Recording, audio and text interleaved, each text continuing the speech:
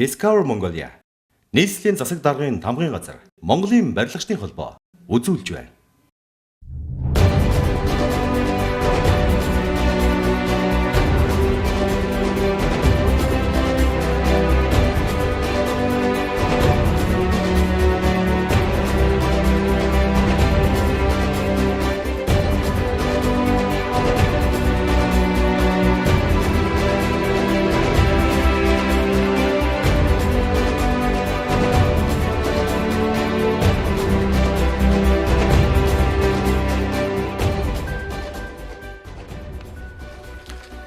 Их хотын эрхэм мэрэгэн танд энэ өдрийн мэндийг хүргэе. Барилга болон хотын төрөлсөн хөтөлбөр БНЦ эхэлж байна.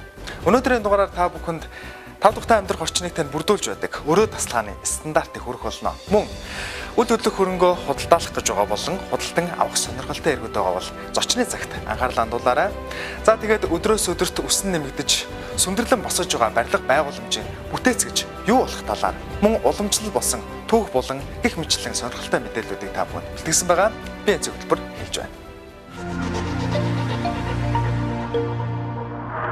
Нийслэлийн маань их түүх үргэлжилсээр бид та бүхэнд анх суурьшлаас нь эхлүүлээд Улаанбаатар хотынхоо түүхийг цувралаар хүргэж явуулъя. Энэ удаагийн дугаартаа хойд болон өмнөд хөршийн маань соёл нийслэл хүрээнд хэрхэн нөлөөлсөн талаар бэлтгэсэн байгаа. Ингээд их хотын түүх болонгаа хүлээн авна. 20-р зууны ихэнх гэхэд хүрээн олон хүлийн газар болж дамжин өнгөрөх гадаадын жуулчин гийчин, аянчин, жинчин, худалдаачид, ордол босуул зэрэг явуулын хүмүүс ихсгийн хэрээр дэм буудал, дэлгүүр, ваанз, пүүс хоршоо янз бүрийн цэнгэний газар олноор байгуулагдаж суурьшмал хэв маягт эргэлт буцалтгүй орсон байна. Тэгвэл хүрээний үндсэн иргэд гадаадын худалдаачид, жуулчидтай танилцж, нүүр хагаран, өрн болон дорны соёлыг хоршуулсан хүрээний гэсэн нэгэн онцлог соёлыг бий болгосон хүмүүс байлаа. Хүрээ бол нэг талаасаа сүрэн газар байсан учраас амьдралынх нь хэв маяг Монголын бусад нутгуудтай харьцуулахад арай өөр. Энэ үднээсээ энд бол хүрээнд бол нөгөө уртчууд, шашны том тушаалтнууд, мөн төр захиргааны байгууллагууд, бусад угшуунаас ирсэн тэнүүчил ч юм уу эсвэл амьдралын амь зуух гэж ирсэн хүмүүс гэдэг янз бүрийн хүмүүс ингэж гадныхантай, лам нартай ингэж холилдож амьдэрдэг. Тийм учраас энэ үед хүрээнд ирсэн хөдөөний хүмүүс эднэр бол маш их гайхаж ирсэн. Бууз идээд гайхаж байгаа. Махны гадуур ингээ гурил боогоод ингээ идэж байна гэдэг ч юм уу те. Тухайлах юм бол тухайн үеийн энэ зан насрын хүмүүс бол худалдааны том төв байсан. Энд бол хүмүүс орчоод гарч чаддаггүй байсан гэж хоёр дахь байшинд. Энэ бол маш сонирхолтой хотчлтын түүхэн тийм факт байгаа. Мөн зарим хөдөөний хүмүүс бол тэр өндөр орчоонд ороод том толинд өөрийгөө арчгаа сайн байна уу гэдэг ч юм уу те. Иймэрхүү хотчлттой холбоотой юм тохиолдлууд бол гарч исэн. За тэгээд тухайн үеийн хүрээний амьдралаа үзэхэд бол тээврийг хэрэгсэн нь бол мэдээж бол гол тээврийг хийсэн нь бол морь байгаа. Дараа нь бол явган алхна. Тэгээд бол мөн үхэр тэрэг болон сүүх тэрэг, морин тэргээр ингэж явдаг. Тэр нь бол сүүх тэрэг нь бол ихэнх тохиолдолд ноёдод явдаг мэдээж юм тансаг зэрэглэлийн ийм байсан баг жишээтэй. Машинтай ганц л хүн байсан. Богд бол 1912 онд бол Ford машин бол захиалуулж Тянжинаас бол авчирсан байдаг. За энэ машиныхын зураг нь хүртэл бол энэ дээр байдаг. За мөн хүрээнд бол баяр ёслолын хувьд бол ихэнхдээ бол шашны баярууд бол их болно.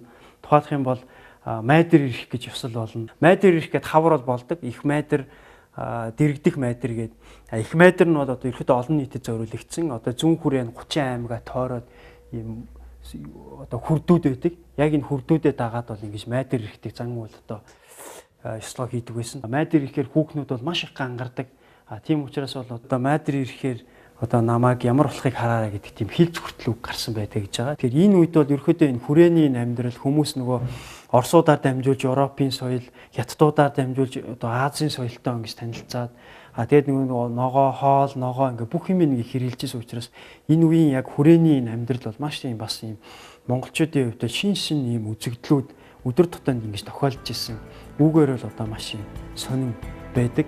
Дорны соёл хүрээнд хятад худалдаачдаар дамнан орж ирсэн байна. Тухайн үеийн хүрээнд хятад ши янгуу гэж нэгэн соёлын томоохон төв байжээ.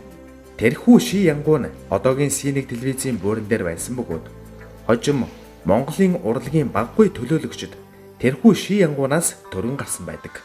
Мөн Оросын консул нэгдэж, Орос худалдаачид, цэргийн сургагчид суурьшин, банк, сургууль, глобуудыг нээснээр өрнийн соёл аажмаар нэвтэрч, хүрээний дэгжин гангачвал Европ хувцсны маяг оруулсан дээлээр гангардаг болсон байна. 1903 онд хүрээнд нэгдсэн Орос клуб Балалайка хөгжмийн оркестр Баян хуур хөгжмийн аянд хүрээнийхэн Европ маягийн нийтийн мужиг бүждэг байжээ.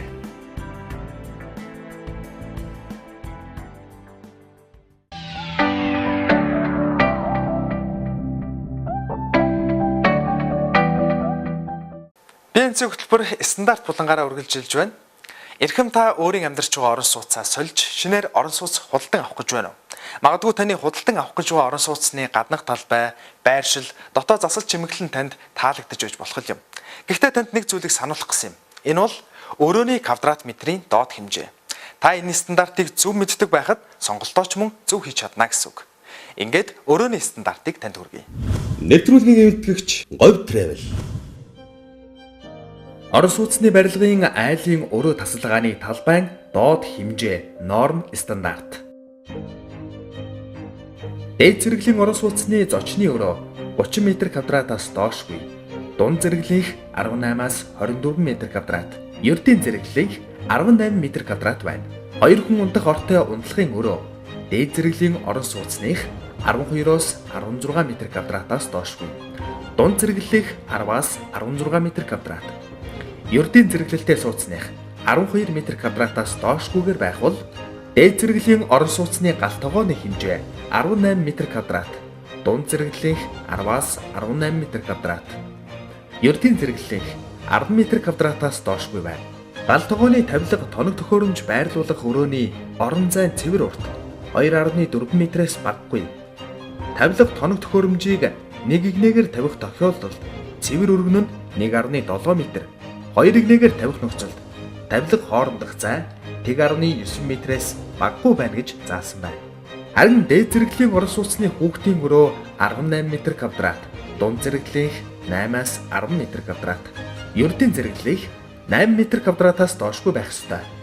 Хэрв ажлын өрөө төлөвлөгдсөн бол дээд зэрэглэлийн орос сууцанд 12-оос 18 м2, дунд зэрэглэлийнх 12 м2, ердийн зэрэглэлийнх 8 м2-аас доошгүй байх ёстой гэж барилгын норм 4-нд заасан байна.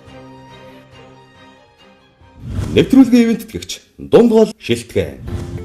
Үзэгч танд орчин үеийн барилгын стандартыг бүх талаараа бүрэн хангасан дунд гол шилтгэнийг танилцуулж байна.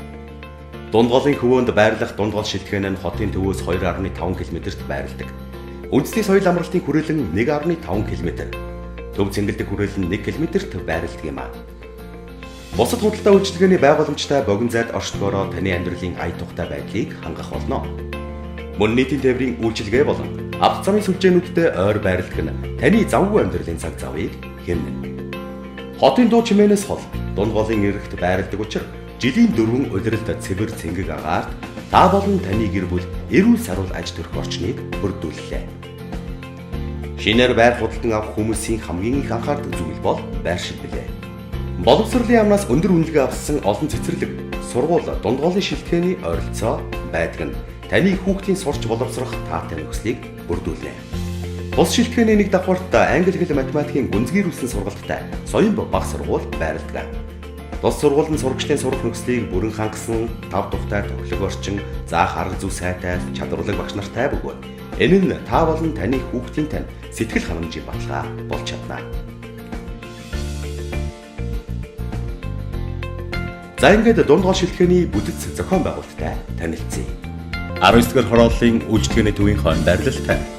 Төмөр бетон хийцтэй, бүрэн цутгамал 15 давхар 390 айлын энэхүү орон сууцнаас та 33 м2 бүхий нэг өрөө байр, 57 м2, 61 м2, 62 м2 бүхий 2 өрөө, 71 м2 3 өрөө болон 100-аас дээш м2 3-аас 4 өрөө орон сууцнуудыг өөрийн сонголтондоо тохируулан худалдан авах боломжтой. Турк улсад үйлдвэрлэсэн тохируулагчтай халаалтын фар нь хүссэн үедээ дулаанаа өөрөө тохируулах боломжийг танд олгоно. Эх орны үйлдвэрийн сайн чанарын вакуум цонх танд Монголын эрс тис уур амьсгалыг ажиглахгүй давхад тусална. Эрүүл мэндэд сөрөг нөлөөгүй давхар түрхлэгтэй барикатын шал баг бүхийн баталгаа болж чадна. Айл бүр утас интернет кабелд холбогдсон. Герман улсын технологиор олон улсын стандартаар үйлдвэрлэгдсэн цахилгаан шат нь эрчим хүч тасарсан тохиолдолд гацалгүй дараагийн давхарт нээгддэг бөгөөд өргөгч торосны аюулгүй байдлыг хангах нарийн мэдрэмжтэй шийдэл хийж ашиглалтанд оруулсан билээ. Орон сууцны гадна талбайн гэрэлтүүлэг маш сайн. Автомашины хөдөлгөөн үйлдвэр болон цэнгэний газрын дуу чимээнээс гол учир элдв стрессгүй тайван байдлыг тань хангаж чадна. Харин та хүүхдийн тоглоомын талбай болон саксын бөмбөгийн талбайгаас тайван орчинд тоглох хүүхдийнхээ жаргалтай хоолойг сонсох болно. Дунд голын тохиолдолд нь ойрын жилүүдэд амралт зугаалгын бүс болохоор төлөвлөгдөж байгаа бөгөөд хойд ирэг дээр байрлсан манай хотхны ойр орчинд шинээр барилга баригдаж таны харах орчин халахлахгүй гэдэгт итгэлтэй байж болно. Цэвэр цэнгэг агаар тоглог орчин хамгийн таатай байршилтай ирээдүйд үн цэн нь өсөн нэмэгдэх дундгол шилтгэнийг танд санал болгож байна. Агшин бүрт ая тухыг мэдрүүлэх аз жаргалтай амьдралын тань үргэлжлэх дундгол шилтгэн. Хамтран ажиллагч байгууллага Монголын барилгачдын холбоо. Эдийн засгийн хямралд хамгийн их өртөж байгаа салбар бол барилгын салбар. Тэр ч утгаараа орон сууц худалдан авах гэж байгаа болон зарж борлуулах иргэдийн дунд нэг ийм яриа байгаа. Орон сууцны үн ханш буурч байна, өшөө цаашлаач буурах болно гэсэн хандлага. Тэгэхээр бодит судалгаан дээр ямар үр дүн гарч байгаа болоо? Энэ талаар болон үйл хөдлөх хөрөнгөтэй холбоотой мэдээллүүдийг та бүхэнд хүрэхээр Техник зууч компани гүйцэтгэх захирал Должин Сүрэнг бид студид урьсан юм а. Хамтран ажиллагч байгууллага Техник зууч компани. Танд энэ өдрийн мэнд хүргэе. За өнөөдөр мэнд хүргэе. За тэгэхээр өнөөдрийн бидний ярилцах сэдэв бол үйл хөдлөх хөрөнгийн зуучлал. За мөн үйл хөдлөх хөрөнгөтэй холбоотой үн ханшийн мэдээллийн талаар тийм ээ. Тэр эхний яриагаа бол Техник зууч компани үйл ажиллагааны гол зорилгын талаар хэлүүлээ гэж бодож байна. Тэнхлэг яхаа үйл хөдлөх хөрөнгөний салбарт үйл ажиллагаа явуулж байгаа компаниуд ерөнхийдөө гол барьдаг чиглэл үйл хөдлөх хөрөнгөний зуучлал гэдэг. Тэг яхаа манай компанийн хувьд бол үйл хөдлөх хөрөнгөний зуучлал, үйл хөдлөх хөрөнгөний судалгаа, үйл хөдлөх хөрөнгөний маркетинг гэсэн гурван гол чиглэл барьж ажилладаг. Тэгээд энэ хүрээндээ үйл хөдлөх хөрөнгөний зуучлалыг бол мэдээж тодорхой анх дахь зах зээл, хоёр дахь зах зээлийн борлуулалтууд, судалгаан дээрээ бол үйл хөдлөх хөрөнгөтэй холбоотой бүхэл орон сууц, офис, газар бүхэл үйл хөдлөх хөрөнгөний судалгаа мэдээллийг гаргаж өгч байна. За энэ ажлын хүрээнд Монгол банкнд орон сууцны үнийн индексийг бид нар сар болгон тооцож өгдөг. За үйл хөдлөх хөрөнгөний маркетингийн хувьд бол мөн л адилхан офис орон сууц хамаагүй ямар нэг үйл хөдлөх хөрөнгөний маркетингийн үйл ажиллагааг явуулахын шугамаараа шинэ CGM гэдэг вебсайт байдаг. Иргэд маань ерөнхийдөө нэг шинэ орон сууцны мэдээлэл авахд энэ сайтаар их дамждаг энэ талаас сайн мэдэх бах.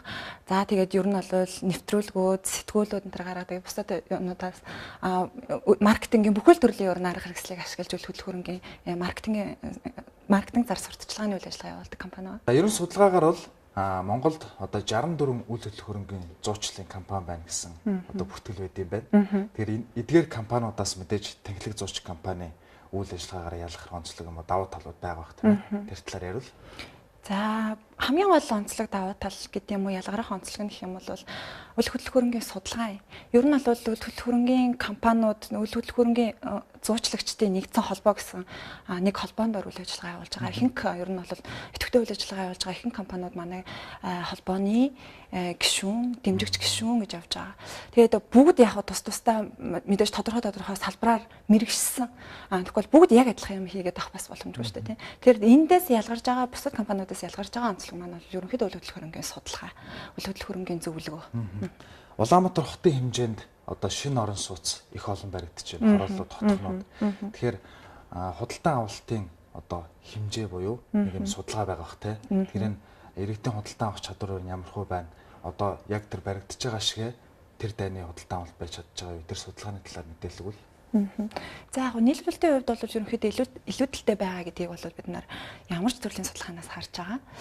Яг борлуулалтын идэвхийн хувьд бол харьцангуйс хэрэгжиж байна. Өрн дулаан басантай холбоотойгоо орч гэдэг юм уу. Сая 5-6 саруудад бол харьцангуй гайгүй манай харилцагч компаниудын хувьд ч одоо манай бас зарж борлуулж байгаа хөрөнгөүүдийн хувьд ч гэсэн харахад бол борлуулалтын хувьд бол харьцангуй идэвхтэй харагдаж байна. За 7 сарын дүн мэдээ бол яг нэгтгэж гэж гараагүй. Тийм учраас 7 сард бас нэлээд олон амралтын хоногудтай байсан. Энэ төр учраас борлуулалтаас жоохон удаашрсан зогссон байх магадлалтай.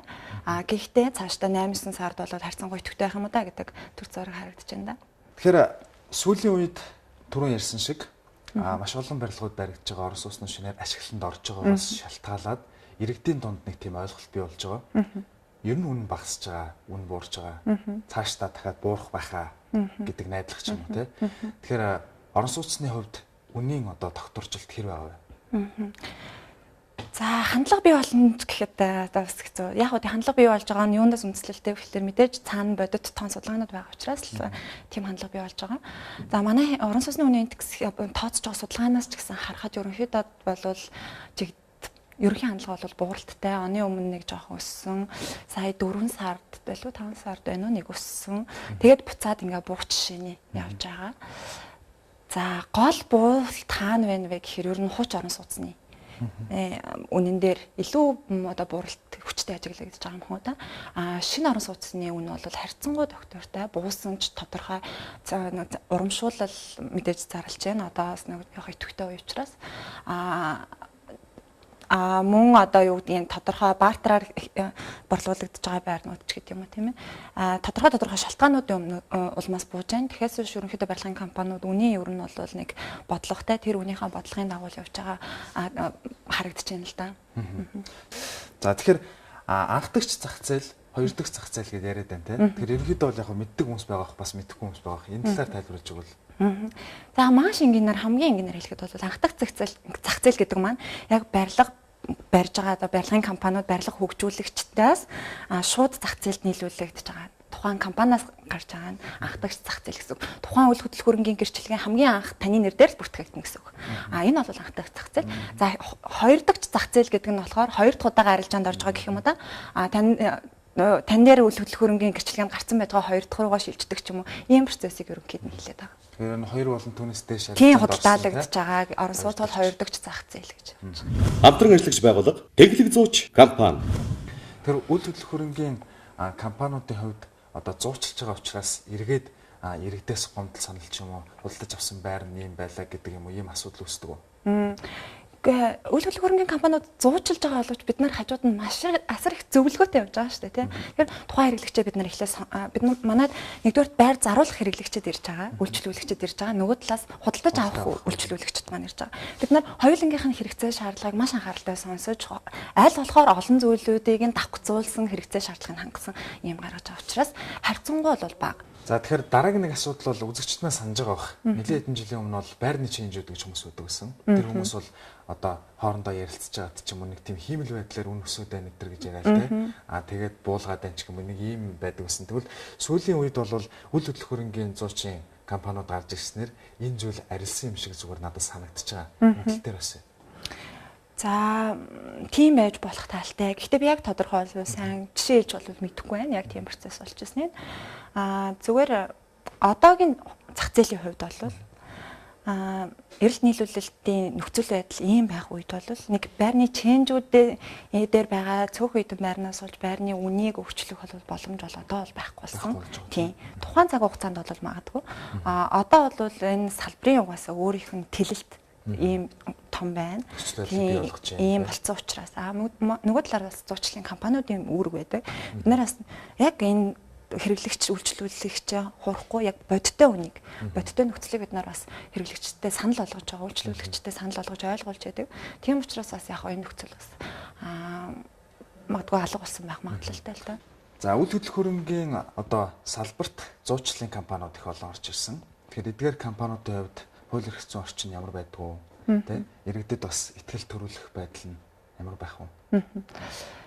За зуучлалын бизнес дээр бас айгүй нэг сайхан юм нь байнгын харилцагчид маань бий болчтой. Одоо юу гэдэг ингээд доктортой үйл ажиллагаа явуулаад байхаар яг байнгын харилцагч болсон нэг хэсэг байна. Цоо шинээр үйлчлүүлж байгаа нэг хэсэг байна. Жишээ нь зөвхөн манай компани хувьд гэж бодоход бид нар энэ салбарт 13 дахь жилдээ үйл ажиллагаа явуулж байна. Тийм учраас яг Тэнглэг зууч гэдэг нэрийг одоо баталгаа болгож ирдэг хүмүүс байдаг. Тэр нь бас нэг талтай сайхан. Нөгөө талаар бид нар яг гэрээгээр энэ асуудал одоо бол одоо хамгийн одоо бест хувилбар нь гэрээ болоод байгаа. Бид нар зарж борлуулж өгч байгаа хүнтэйгээж гэрээ байгуулдаг. Нөгөө олж одоо бас нэг хөрөнгө хайгаад олоод өгөөч гэсэн хүсэлт өрөвсөн иргэнтэйгэж бид нар гэрээ байгуулдаг. За мэдээж тухайн хоёр хүний хооронд арилжаа явууллаа гэж бодоход бас л мөнгөчлэн гэрээгээр зохицуулагдсан шүү дээ.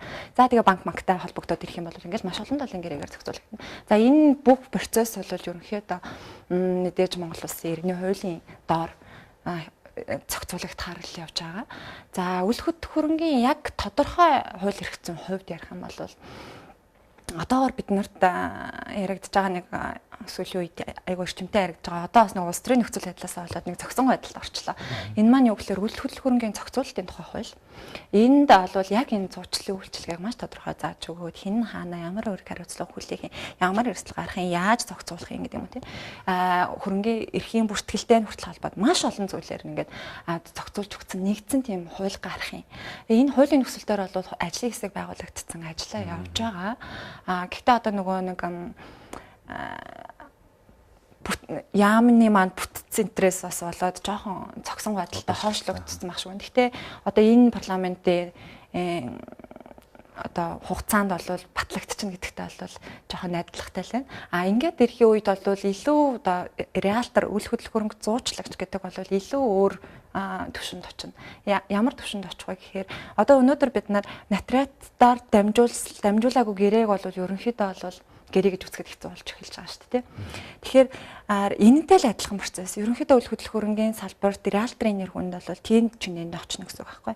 Ер нь реалтер хүн бол илүү одоо лицензтэй гэх юм уу да яг тухайн үйлчилгээг үзүүлэх зөвшөөрөлтэй болно. Тэрнийхээ хүрээнд үйл ажиллагаа явуулаад ирэхээр сургалт үйл ажиллагааны журам бүх юм тодорхойлоод ирэх баг. Тэгэхээр илүү нөгөө яг олон улсын стандартынхаа дагуу үйл ажиллагаа явагдах боломжтой болох юм л да. Тэгэхээр яг бид нар энэ хууль бол маш хурдан батлагдасаа тэгэх юм бол маш олон ойлгомжгүй асуудал бол шийдэгдэнэ гэж хүлээж байгаа. Тэгэхээр танай компанид судалгаа их хийж байгаа учраас би ингэж асууж байгаа юм л да. Ганц одоо үйл хөдлөх хөрөнгө юм уу барилгын салбарт биш их олон салбарт бид нэр хөгжимгүй орноос яг системийг нь оруулж ирж ингэх хэвээр маань үлгэр дуурайл авчиг олон зүйл дээр хэрэгжүүлж байгаа тийм. Тэгэхээр үйл хөдлөх хөрөнгөний салбарын хувьд бол өшөө өгүүлэгдэж байгаа дутмаг байгаа бидний мэдэхгүй оруулж ирээгүй байгаа ийм системийн дамжлага гэх юм уу тийм зүйл байгаа юу? Хамгийн анхны дээр төлөвлөлтийн шатнаас ахвалаад бид нар ямар хүчин зүйлсүүдийг тооцож үзэх хэрэгтэй юм бэ?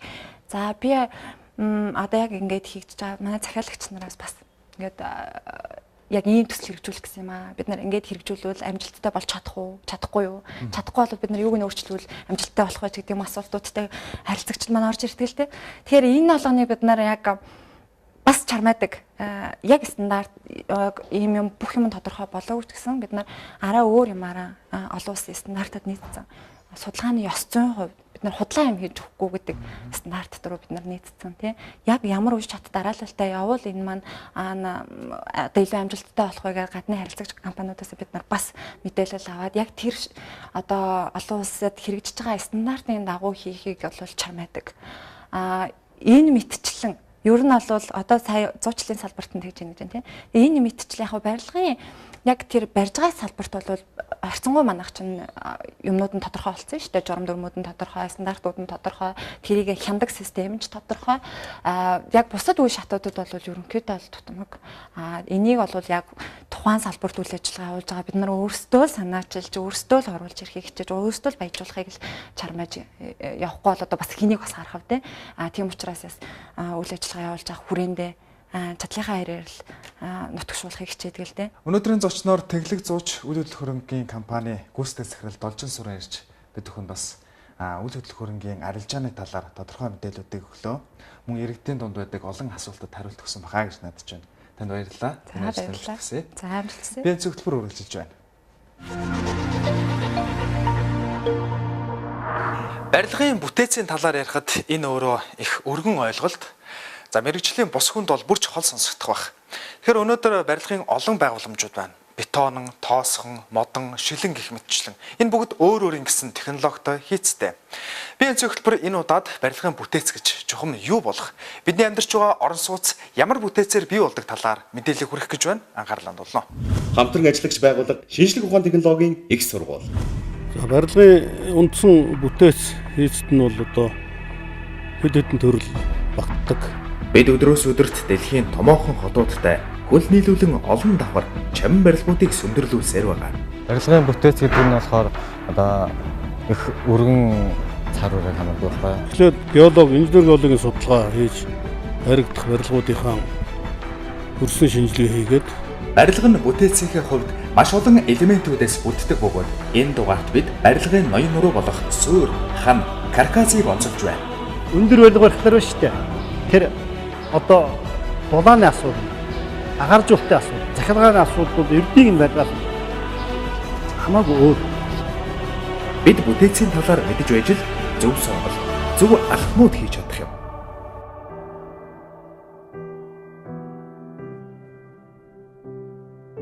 За барилгыг бол барихын өмнө заавал инженер геологийн дүгнэлт хийдэг. Тэрний өөр хөрсний шинжилгээ гэсэн үг шүү дээ. Хөрсний шинжилгээ хийж хад тэр хөрсний шинжилгээнээс чинь үндэслээд зураг төсөл хийж байгаа. Тэр зураг төсөл хийж байгаа усуд яах вэ гэхээр тэр суурийн гүн хөрсний дэмжлэг тэд байна гэж гарч ирэх ёстой. Барилгыг ингээд ерөнхийдөө зургийг зурхад бол архитектор хүн одоо барилгаа одоо ямар хэмжээтэй, ямар өндөртэй байхаа эхний ээлжид ингээд тодорхойлдог байхгүй юу? Тэрнийхээ дараа болохоор барилга бүтээцийн инженер, халаа залхивчийн инженер, цахилгааны инженер, холбоо тохиоллын инженер гэдэг инженерүүд нь өөрсдийнхөө нэг хийх ажлуудаа авч хийгээд ерөнхийдөө бол барилгын зураг бол тэгж бичдэг байгаа. За ингээд зураг бэлэн болсны дараагаар улаан шугам тавина гэдэг юм гарч ирдэг. Улаан шугам тавихтаа яах вэ гэхээр одоо бид барилгынхаа тэр нөгөө барих чаа газар дээрээ тэр зурган дээр заасан хэмжээгээр ингэж тэмдэглэл хийж өгнө шүү дээ. Тэгээд газар шарганы ажилд ордог. Багуурын жижиг барилгаас эхлэн хол алслалттай дам болон давхар барилгын даацад, даацын бус харшлаг, бүтээцүүдийн төрөл, ангилал, үүрэг зориулалт, материал, технологиг судлан архитектурын зураглалаар илэрхийлэн гаргахыг барилгын бүтээц гэж нэрлэдэг. Барилгын бүтээц гэдэг нь болохоор одоо их өргөн цар хүрээ хамаадаг байхгүй юу?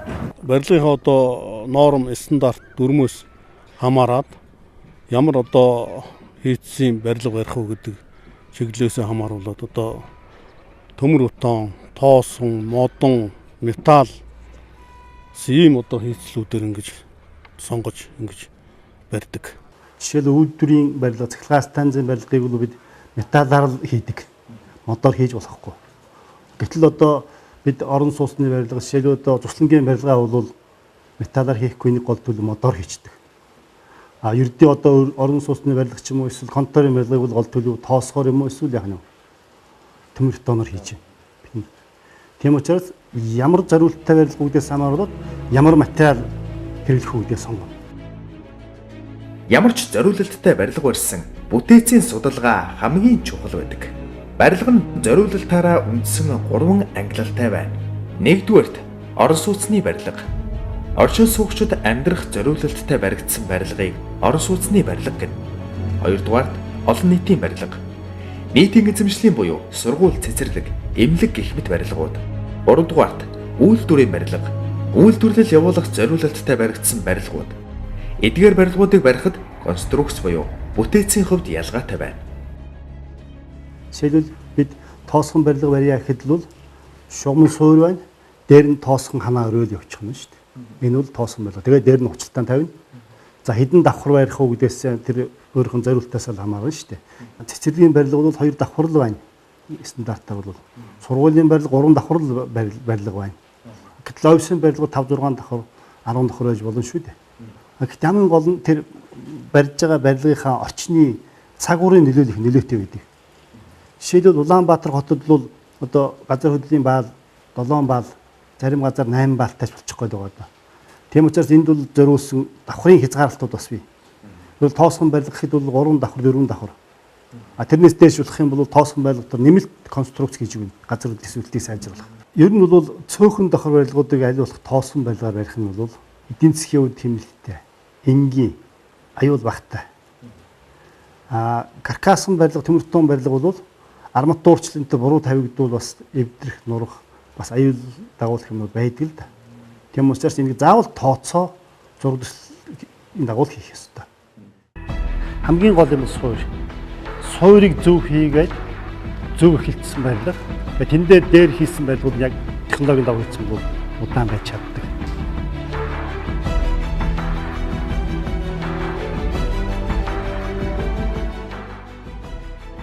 суурь. Суурь нь барилгын даацын бүтээцийн үндсэн элементийн нэг юм.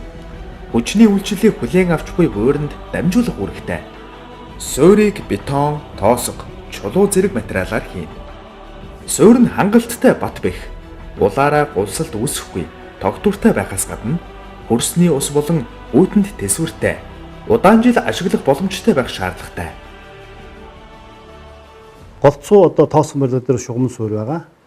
За каркасан барилга дээр бол багнан суурь гэдэг. Багны доотлын дөрвөлжин юм байх нь шүү дээ. Өндөр барилга болоод ирэх юм бол тэр суурьч нь бол томсоод өргөл дээрс дэрж байгаа ачаа хүлээж авч байгаа хэм талбай их шаардлага гарч ирж байгаа учраас нийл суурь гэж нэрлэдэг. Хавтан суурь гэж бас усууд яриад байгаа юм хатгай суурь байна шүү дээ. Нийлдээ. Тэгээ тэндээс баган дэш ингэ явж байгаа. За аяган суурь гэдэг бол угсуур барилга дээр ирдэг суурь.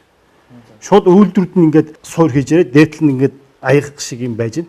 Тэрлөө нөгөө багнаа хийгээл тэгэл дээш нь тутгаа явчих нь шүү дээ. Ямар барилга барих гэж байгаагаас хамааран суурь ангилна. Тоосгон барилгад шугамн суурь ашигладаг бол каркасан барилга дээр багнан суурь ба аяган суурийг ашиглах нь барилга бүтээцийн хувьд чухал юм. Мөн аяган суурийг цэвдэх хөрстэй газар ихэвчлэн хэрэглэнэ. Харин өндөр барилгуудад өргөлж хавтан буюу нийл суурийг хэрэглэдэг байна. Гадсан суурь нь барилга байгууламжийн дор бүтэц султай, даац муутай хөрстэй үед ашигладаг гүн суулттай суурь юм. Ханы хувьд гадна ба дотор хан гэж байдаг. Гадна хан нь хашлага бүтээцийн үүрэг гүйцэтгэхээс гадна даацын ба даацын бус гэж ангилна. Гадна хан нь дотоод орон зайг гадна орчны нөлөөллөөс хамгаалах үүрэгтэй. Дотор хан нь өөрөө дасгалгааны хооронд тусгаарлах үүрэг гүйцэтгэнэ. Каркасан барилга дээр диафрам хан, угсармал барилга дээр даацын хан, гадна хан гэж хоёр хан байдаг. Бүрэн зутмал барилга дээр бол ханы хоёр төрөл байна. Нэгдүгээр төрөл яг диафрагм маань энэ бол зөвхөн даацын хан хүлээж авч байгаа. Ачаал хүлээж авч байгаа. Газар хөдлөө ачаа хүлээж байгаа. Дээрээс ирж ачаа хүлээж авч байгаа. Хоёрт хан бол тусгаарлах ханууд байна. Тусгаарлах хан гэдэг нь айл хоорондын тусгаарлах хан, эсвэл өрөө хоорондын тусгаарлах хан гэж байгаа шүү дээ. Дотор хануудын хувьд бол одоо тоосон хан байна. За мөн конкрет гавтан хан байна. Дулаалгатай хан байна. Мөн төмөр каркасан одоо дотроо мөн дулаалгатай гипсэн гавтангаар өнгөрсөн ийм ханууд ерөнхийдөө бол одоо хэрэгж сүүлийн үед бол дандаа тийм төмөр каркасан дулаалгатай гипсэн гавтангаар хоёр талаас нь бүрсэн ийм одоо хануудыг хэрэгжилж байгаа. Тоосгон барилга дээр бол бид одоо ачаал дээрээс ирж байгаа учлалтаас ирж байгаа ачаа хүлээж авч байгаа ханыг бол даацаан гэж нэрлэж байгаа. Даацаан ханы зузаан бол тоосгон барилга дээр 25 см-ээс их байх хэрэгтэй. 25, 38, 51, 64 гэдэг ингээд даацаанууд ингээд явчихж байгаа. За тэгээд хамгийн өргөн хэрэгжиж байгаа нь бол тоосгон барилга, төмөртөн барилга л ба шүү дээ. Одоо сүүлийн үед бол төмөртөн барилга бол голцчихлоо. Ягаад гэвэл ачаал сайн хүлээж авдаг талаас. Хайраг, цемент, ус гурав нийлээд бетон болно. Тэгээд 14-оо нэмэхээр төмөртөн болдог байхгүй юу? Тэгээд ерөнхийдөө болохоор ингээд одоо ачааллаа хоёр чиглэл хүлээж авах гэсэн. 14 нь болохоор ингээд суналтын ачааллаа хүлээж аваад бетон шахалтын ачааллаа хүлээж авдаг байхгүй юу? Төмөртөн конструкцийн хувьд бол их энэ бол их том сэдв байгаа юм. Ягаад гэвэл каркасан барилга гэж байна. Каркасан гэдэг нь яг үгээр үндэсний конструкцийн яг үгээр суурь тэр суураас дээш яах нь баг нь гарч ирнэ. Баган дээр энэ дам нуруу тавигдана. За ингээд баган дам нуруу энэ суурь холбогдсон энийг бол каркас гэж нэрлэж байгаа. За энэ каркасан барилга гол төлөв 5 давхар хүртэл тэр каркасыг бол хэрэгэлдэг. 6-аас дээш болох юм бол нэмэлт одоо өөрөөр 6-аас дээш болох юм бол тэр газар хөдлөлийн өөрчлөлт ингэж шилжилт гарах учраас тэрээс хамгаалсан хөшүүн диафрагм гэж юм хийж өгдөг. Хөшүүн хан хийж өгнө гэсэн. Хөдөөний хязгаар гэж юм гэсэн. Барилгын хувьд даацын хан маш чухал үүрэгтэй бөгөөд бие эцсийн хөтөлбөртэй хамтран ажилладаг ЦЭБ компани баригдаж буй барилгаас сурвалжлах бэлдснээ танд хүргэе. За бид нар энэ бүрэн зутгал барилга дээр ирлээ. За энэ бүрэн зутгал барилгын хамгийн гол юм бол одоо энэ бетоны бат их байх хэрэгтэй. Хоёрдугаар байгаа энэ доторх арматур нь бол их сайн байх хэрэгтэй. Арматур нь зөв байрлах хэрэгтэй. Тэр арматур нь одоо дутуу юм уу, буруу байрлах юм бол барилгын одоо бат ихэд маш нөлөөтэй. Жишээл бид энэ одоо барилгын баган дээр ямар арматур байна үүдийг шалгаж үзээ байгаа ч. За энэ дээр бол ингээд нэг ийм одоо арматур байгаа юм байна. Ийм арматур байгаа. За дараагийнх нь бол ингээд арматур бол яах нь ингэж явж байгаад За энэ дээр нэг арматур гарч ирж байна. Ингээд. За энэ дээр арматур хамгийн гол юм байх гэхээр хэдэн сантиметрийн гүнд арматур байна гэдэг их чухал байдаг. За энэ дээр бол энэ 37 мм-ийн хамгаалтын зузаантай байна.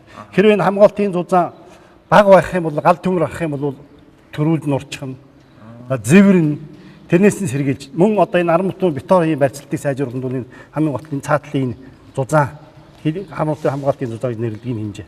За энэ бол нормдоор бол энэ зурган дээр 35 та энэ 36 мм. Энэ бол одоо чанарын хувьд бол одоо сайн яг шаардлага хангаж байна. Энэ бол за энд бол одоо энэ босоо энэ ажлын арматур байгаас гадна энэ хөндлөн арматурууд байдаг.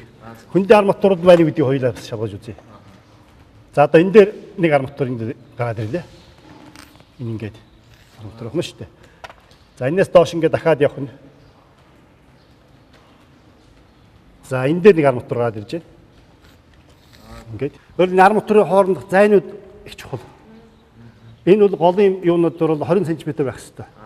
Тийм. Энэ шаардлага бол бас ингээ хангаж байна. 15 см, 20 см. Тэр дээрээ энэ дороо бол энэ алхмууд нь бол 10 см байх хэрэгтэй. А энэ голдоо бол яхан 15 20 байдаг. Энэ бол ингээд яг стандартын шаардлага бол арматурын хувьд бол хангаж байгаа юм байна. За энэ арматур бол яг зураг дэсийн дагуу хийгдсэн сайн байна. А хэрвээ арматур маань зураг дэсийн дагуу байхгүй байх юм бол одоо арматурын хамгаалт нь ингээд бага байх юм бол амархан зэвэрлэлтэнд орно. А гал гарах юм бол одоо амархан арматур нь уураад чадчихна шүү дээ. За мөн тэрээс гадна арматур бетон хоёрын байцаалтыг бас хангаж авах үүрэгтэй. А хэрвээ энэ арматур ингээд хол зайтай явчих юм бол энэ нөгөө ирж байгаа хүчээ бол бас хойрж авч чадахгүй. Бас нурах барих асуудууд эндээс гарч ирдэг. А манайхан бол бас бетоно цутгачаал маргааш хив наа хийчихэж байгаа. Гэтэл тэр бол хив авдаг бол тун аюултай. Бетонны доторх ус нь харагдаж байна. Ус алга болчихвол нөгөө тэнд явагддаг гидратац уу зогсчихдаг.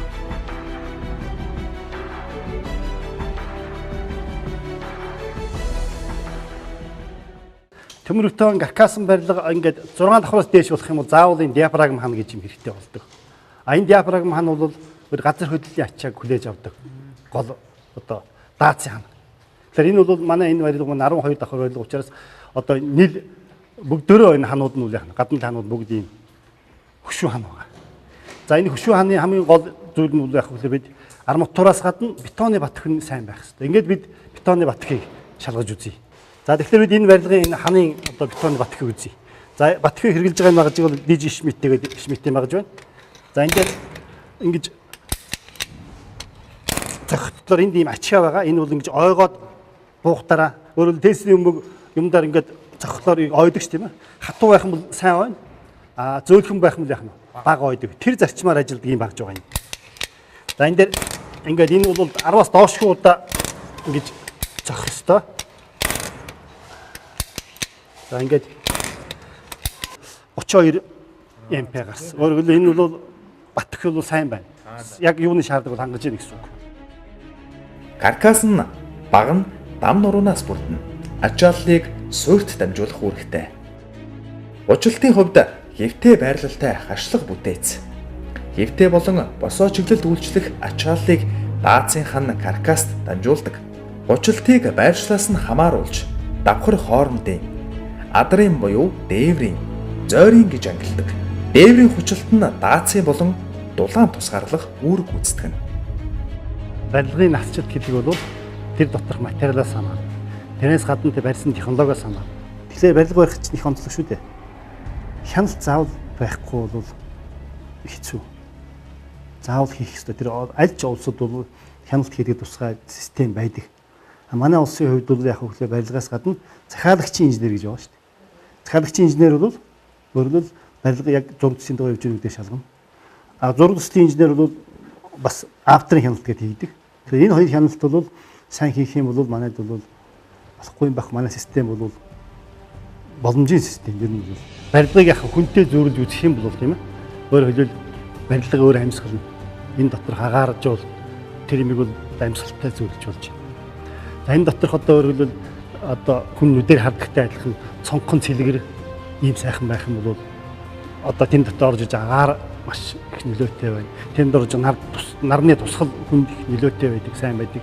Тэрээс гадна одоо хүний цустай адилхан дундуур ч ингээд ус цахилгааны одоо ингээд шуумууд явж байгаа. Энэ бүхэн бүгд тооцоогоор л хийнэ. Хэрэв тооцноос буруу хийх юм бол тэр барилгынх нь насгаас гадна хүнд хортой. Тийм учраас тийм бат бөх барилгахаас гадна доторх бүх юмыг норм дүрмийн дагуу барих юм бол бид маш сайхан амьдарч болно, хүн давтвартай амьдарч болно тийм барилга. Барилга нь суур, хан, хужилт, шал, дээвэр, адрын хөндөй, шат зэрэг маш олон элементүүдээс бүрддэг. Эдгээр элементүүд нь барилгын насжилтыг шууд тодорхойлдог бөгөөд хэдий ч нэ чанартай бат бөх байна тэр хэмжээнд хүний эрүүл аюулгүй амьдрах нөхцөлийг хангана. Бид дараагийн удаад хужилт, дээвэр, шал, шат зэрэг барилгын бүтээцийн бусад элементүүдийг онцлох болно. Нэвтрүүлгийн эвдгэгч Говь Travel. Би энэ зөвлөлтөөр хамтдаа үзэгч та бүхэнд баярлалаа. Хэрвээ та орчин үеийн шаардлагад нийцсэн шинэхэн орон сууцтай болохыг хүсэж байгаа бол магадгүй таны үнэтэй цаг завыг хэмнэх, гэр бүлийн гишүүн бүрттэй таалагдах тийм л орон сууцыг хайж байгаа бол Media Properties-ийн мэдээлэлд анхаарлаа хандуулаарай. Хамтран ажиллагч байгууллага Media Properties. орчин үеийн барилгын стандартуудыг цогцоор нь хангаж чадсан өндөр сууц орон сууцыг танд санал болгож байна. Ирээдүйд хотын төв болон өргөжих байрлал буюу Сүхбаатар дүүргийн 11-р хороо, Зүгийн үүр барилгын материалын дэлгүүрийн баруун талд, Хангай хотгоны хойд талд байрлах энэхүү орон сууц хотын төв цэгээс 2 км зайд орших бөгөөд томоохон худалдаа үйлчилгээний газруудтай ойр байрладаг нь ажил хэрэгч завгүй танд таалагдах болно. Мөн автобусны буудал, тээврийн сүлжээнүүд 500 м-т байрлахаас гадна хүнсний томоохон захууд 2-оос 2.5 км-т байрладаг нь таны үнэт цагийг хэмнэнэ. Улаанбаатар хот Сүхбаатар дүүргийн 11-р хорооны гэр хорооллын дахин төлөвлөлтөнд орсон бөгөөд тун удахгүй бүтээн байгуулалт хийгдэж нийслэлийн өнгө төрхийг чимэх олон улсын стандарт бүхий хороолол болон өргөчих юм а. Худалдаа үйлчилгээний энэ бүсэд танд санал болгож байгаа орон сууц нь 15 давхар бөгөөд нэг давхартаа худалдаа үйлчилгээний төвтэй байх юм а.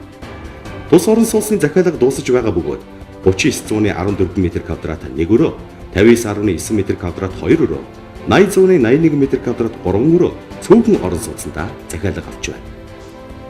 Орон сууцны ойр орчинд буюу 1-ээс 1.5 км-т улсын болон хувийн цэцэрлэг сургууль олон байдаг нь бас нэгэн давуу тал юм. Тус орон сууц нь бүрэн цутгамал бөгөөд 8 баалын газар хөдлөлтөнд тэсвэртэй. Энэхүү барилга нь 2016 оны 4-р улиралд ашиглалтанд орох тул та бүхэн 30% урьдчилгаагаа төлөөд ирээдүйд үн цэн нь өсөн нэмэгдэх тав тухтай тоглог орчинд сэтгэл хангалуун амьдарцгаая. Өндөр сууц орон сууцны захиалга авах утас 8988 тэгс 70 8988 тэгс 70.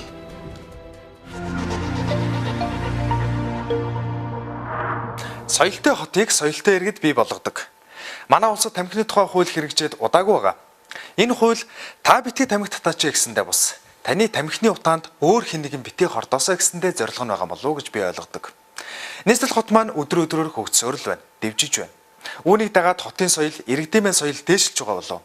Ер нь бие биенээ хүндэлнэ гэдэг бол хотын соёлын хамгийн том илэрхийлэл. Та тамхи татахдаа бусдыг хордуулалгүйгээр тамхины цэгт очоод татах бололцоо хэр бүрдсэн юм бэ? Энэ сэдвийг бид хотын соёл буландаа хөндөж байна.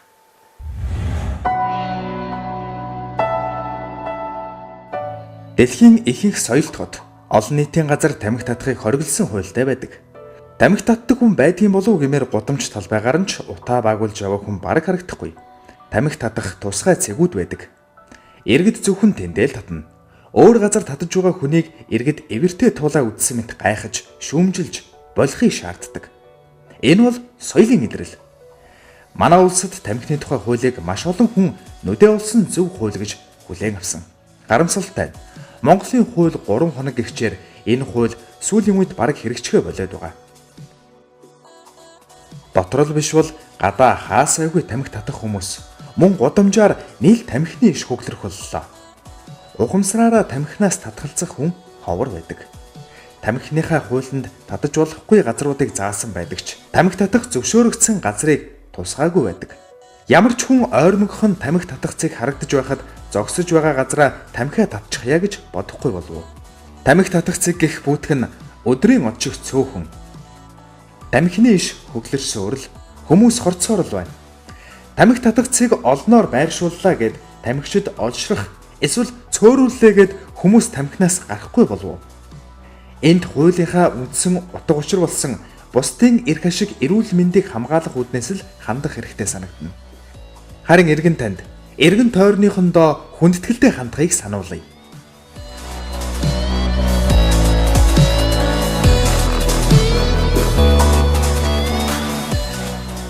Нэвтрүүлгийн ивент тэтгэгч дунд гол шилтгэн. Соёлтой хотыг соёлтой иргэд бий болгодгоо гэдгийг дахин хэлмээр байна. Бид нэг талаас бурууга хайх биш. Энэ асуудлыг засахад иргэн та бидний оролцоо маш чухал юм а гэдгийг сануулах гэсэн. Манай нэвтрүүлгийн гол зорилго бол эрхээ мэддэг, үүрэг хариуцлага ухамсарладаг их хотын соёлтой иргэнийг төлөвшүүлэхэд оршдог юм а.